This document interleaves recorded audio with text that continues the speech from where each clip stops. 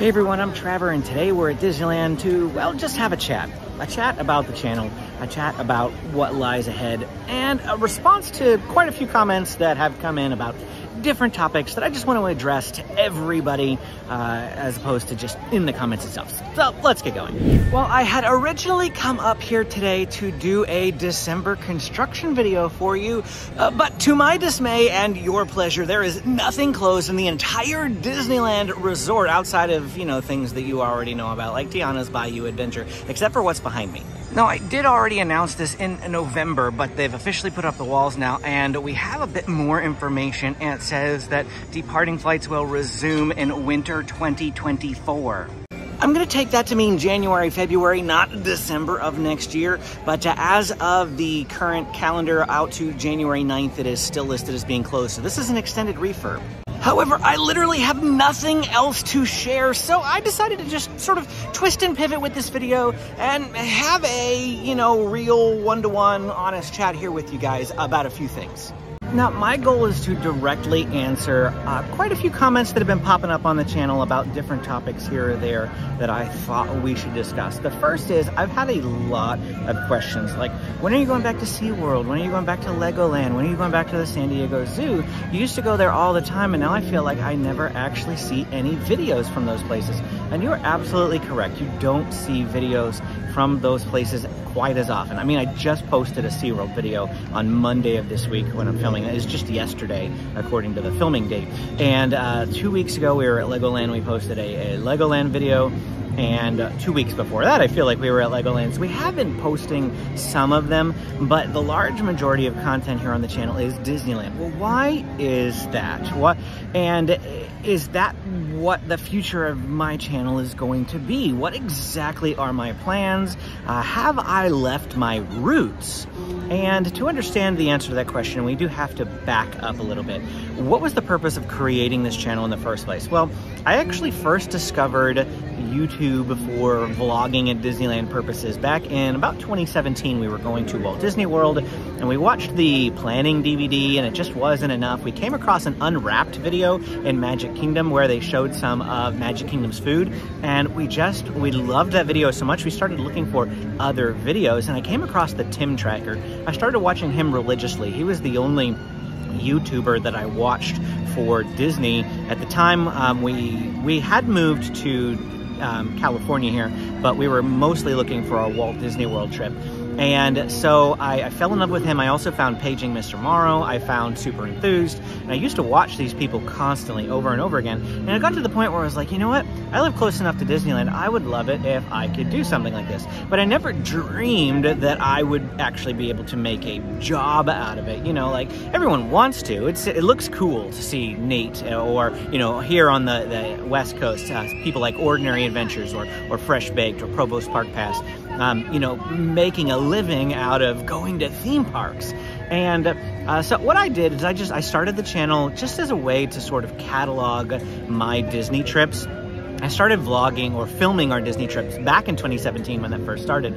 But honestly, like, the videos are so terrible, you guys will never see them. I was just so boring. I had no energy, no enthusiasm. It was like, I'm excited to be here. You know, something like that. It was very Eeyore sounding. And anyway, you'll never see those videos, but I did proceed to film every time we were at Disney from that point forward, except for I never put my actual first video on YouTube till November of 2019. And then you all know what happened very briefly into 2020, correct? A worldwide pandemic happened, Disneyland shut down, and it was closed for 14 months. I mean, just look at the name of my channel, SoCal Disney Dad. It was always meant to be Disney. So if you're upset that I'm not doing as much of the other places, it's just now I'm getting to what I always intended in the first place. But when Disney was closed, we started going other places a lot more. I mean, we always had San Diego Zoo memberships. We never had a SeaWorld membership, but I think we grabbed a SeaWorld membership around that time. And we started going to those places a little bit more often just because, and you know, I started filming them and honestly, again, I never expected the videos to take off. I had like 10 subscribers at the time, but I was one of the first people to post a video about the San Diego Zoo post-COVID, and tons of people were watching them, and tons of people. My San Diego Zoo, Safari Park, and SeaWorld video, all three of those, massively just took off. And so we, started, well, yeah, we can do this. And so we started filming a lot of those places. It took me 6 months to reach 1,000 subscribers, which is the amount that you need to monetize the channel, to start making some money off the channel. And so that was in June of 2021 that we started seeing that. And that was right around the time that Disneyland also reopened. I did start going to Disneyland, but passes weren't available yet, so it was very few and far between. And then passes became available at the end of August. In September, I got those. And we did start coming to Disneyland, but those videos just didn't perform well because all of our viewers were zoo and SeaWorld related people. That and Disneyland is just such a saturated market. I mean, think about all the vloggers that come here. You've got Making Magical Adventures, Magic Journeys, Best Life and Beyond, Theme Park Steve, Five Fires, again, the ones that I already mentioned, so many more. These are just the ones that I mostly pay attention to. And it was just such a saturated market. Anytime I posted a Disney video, it never really got seen. Fast forward until January of 2023, this year, I posted a food guide that somehow broke through the fog, the cloud, this barrier that I had not been able to penetrate as of yet. And so we started doubling down on Disney content at that time, and it just all started to snowball. And we grew from 6,000 subscribers. I mean, it took us a year and a half to get to 6,000 subscribers. And we grew from 6,000 subscribers to about 15,000 subscribers in maybe 3 months. I mean, it was super fast. The spring break and summer is our high point. Like, that's when the most people are watching our videos. And then, things have started to slow down a bit now. But Disney, we found our home in Disney content. Now, I do want some feedback. If you're still watching, I hope you're still watching at this point. I do want your feedback down in the comments, because I want to create content that you guys want to see. And we've kind of sort of started to box ourselves into this like tips niche, where all of our videos are geared towards people who are planning vacations. But I don't want it to get to such a way that when you're done with your vacation, you feel like you no longer have a need for us, that you don't want to watch us anymore. We'd honestly love for people to watch our videos because they love watching our videos, regardless of where we go. Whether we go to SeaWorld, even though you have no plans to go to SeaWorld, you just want to see what my family is up to. Or, whether we're here at Disneyland enjoying the day. I would love to get to that point. But right now, the tips videos are really what you guys are watching. Those are the ones I have no problem getting people to watch. It's when I post things that aren't tips. Even if it's just a vlog here at Disneyland, I feel like it struggles to get any sort of viewership. And you might have seen my community post this last week asking about a Disneyland video that I felt like had flopped a bit. And part of it was I posted it over the Thanksgiving holiday, and it's just a busy time for people. And of course, that they didn't watch it. But the other part is the YouTube algorithm. And I'm not going to spend too much time boring you guys with the details. But if you want to help out the channel in any sort of like honestly measurable way that makes it just like, you don't have to spend any money or anything. You just want to help out the channel. Always hit the like button. Please always hit the like button. Leave a comment if you can. Even if it's just something like, as simple as, oh, thank you for this content, or thank you for the video. It can be something simple. Just increasing the engagement on the video helps YouTube know that you enjoyed this video and that other people might as well. And then they start showing that video to other people. If you don't watch the video, or if you click out of the video in the first minute, you don't watch the whole video, or you don't click the like button, or you don't comment, it just sends signals to YouTube that maybe this video isn't interesting to people. And then YouTube doesn't show it to new people. So that's just something to keep in mind. If you can, I'd really appreciate that. So again, what is the plan here? The future of this channel? What's the plan? Well, the plan is to keep doing Disney. Yeah, we're gonna go to the other places. We still have our annual passes to these places. We still visit them. It's just lately when I've been visiting them, I haven't been filming them because they don't perform well on the channel. But we've still been going there.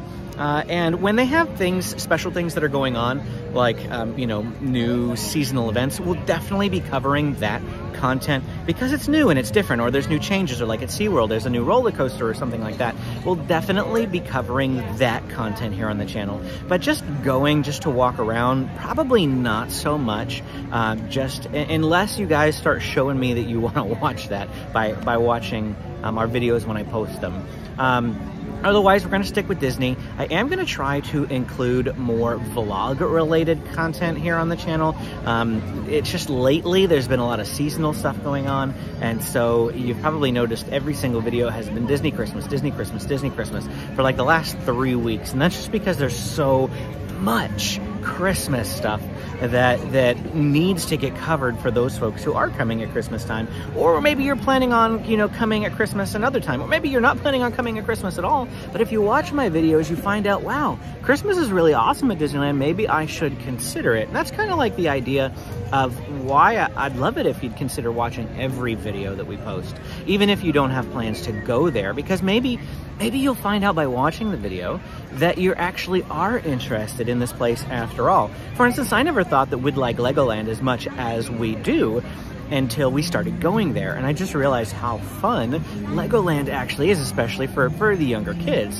And so, yeah, anyway, I feel like I've been rambling on this topic for a little bit now. I hope you got the idea that we're still going to be doing lots of Disney content. At the beginning of the year, there's going to be a lot of guides coming out, 2024 guides, as we kick off the new year for all those people who are planning 2024 trips. Lots and lots of guides. We're talking food guides, ride guides, merchandise guides, everything that you could possibly want in trying to figure out what Disneyland is going to be like in 2024.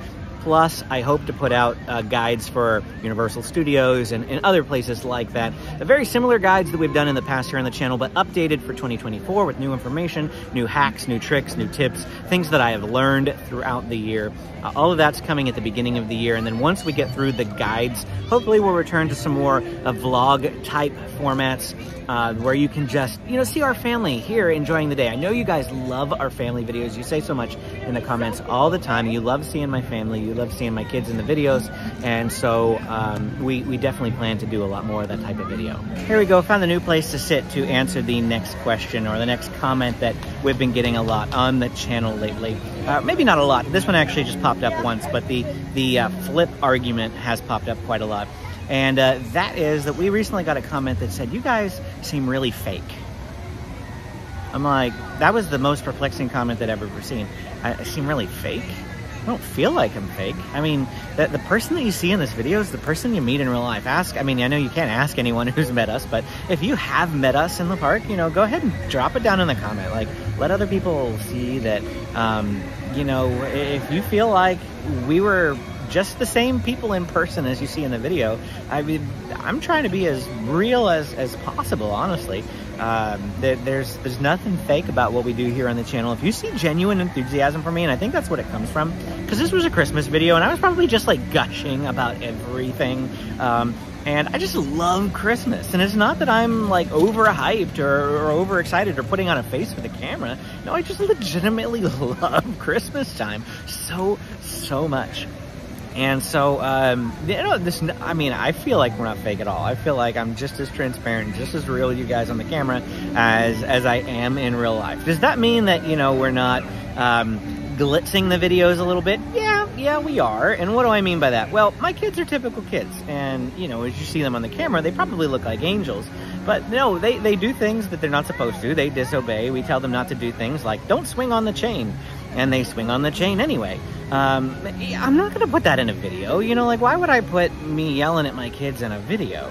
You know, I'm not going to do that to them. Another reason why the kids aren't like a huge part of the channel is because I don't want this to be one of those channels that like capitalizes on their children. Do you know what I mean? And I'm not putting down family vlogs. I'm not. But that's not my goal.